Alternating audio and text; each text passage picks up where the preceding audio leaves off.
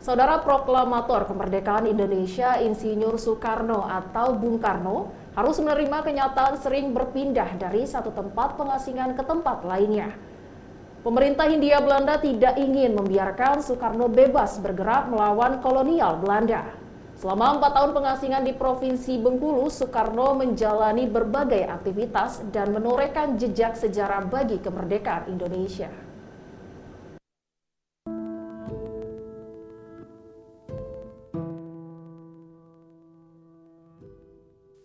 Setelah diasingkan ke ND Flores selama 4 tahun, sejarah politik nasional mencatat 84 tahun lalu atau tanggal 9 Mei 1938, Soekarno menginjakkan kaki di bumi Rafflesia.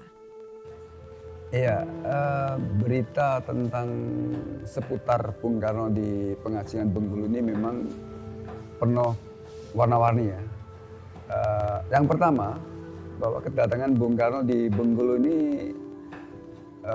yang awalnya juga penyebutannya tanggalnya, bulannya juga masih simpang siur. Tetapi setelah saya menemukan dokumen arsip bahwa ternyata di bunyi telegram yang dikirim dari residen Bengkulu ke Batavia itu ternyata sudah jelas bahwa Bung Karno kedatangannya itu dijelaskan pada 9 Mei 1938. Bukan 14 Februari, bukan 17 Oktober, bukan.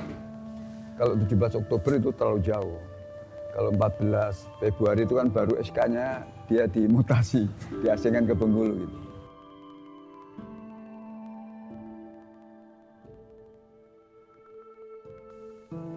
Ruang gerak Bung Karno terus diawasi, alih-alih pesona Soekarno meredup. Justru pengaruh dan pemikirannya makin besar di tanah pengasingan. Pengaruh, karisma, dan pemikirannya tetap besar.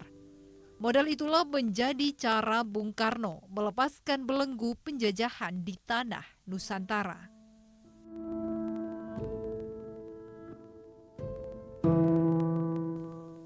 Awal kedatangan sang proklamator ke bumi Rafflesia tidak disukai warga setempat. Mereka curiga Bung Karno, namun tidak sedikit juga yang bisa menerima perubahan yang ditawarkan. Selama pengasingannya di Bengkulu, Bung Karno ditempatkan di sebuah rumah tempat tinggal pengusaha bernama Tan Eng Cian. Terletak di jantung kota Bengkulu, rumah yang berada di Kelurahan Anggut Atas, Kecamatan Gading Cempaka inilah rumah pengasingan sang proklamator. Beberapa minggu kemudian disusul istrinya Inggit Garnasih dan anak angkatnya Ratna Juami. Bung Karno menempati rumah ini dari tahun 1938 hingga tahun 1942.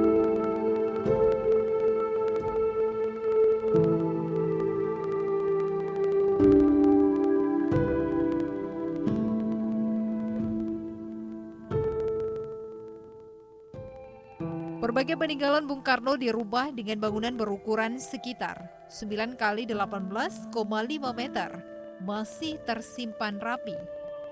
Seperti ratusan judul buku dengan bahasa Belanda yang terdapat di ruang kerja Bung Karno bagian depan. Ratusan pakaian pentas sandiwara Monte Carlo, koleksi foto dan tempat tidur.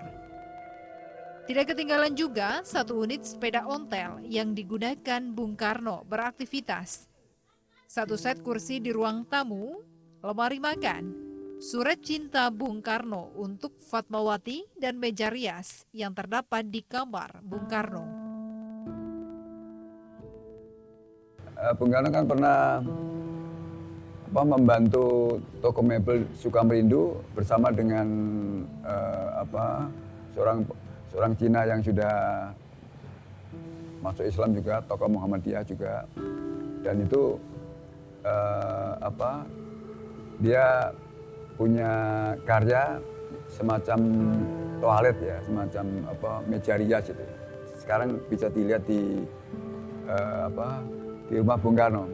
Meja rias itu dulu diberikan oleh Bung Karno kepada Salmiah, istrinya Hanafiah.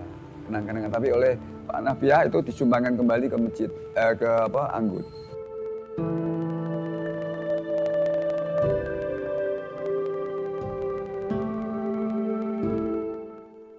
Bangunan ini menjadi saksi bisu kemerdekaan dan dijadikan sebagai markas perjuangan PRI, rumah tinggal Auri, stasiun RRI, dan kantor pengurus KNPI Dati 1 dan 2 saat itu.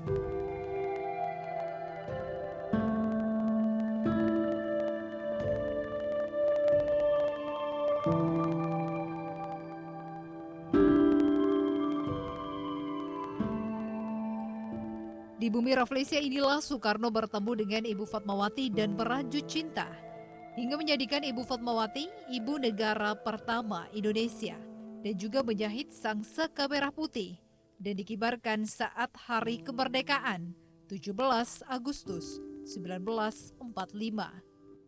Siti Anissa dan M. Ardansyah, TVRI Bengkulu melaporkan.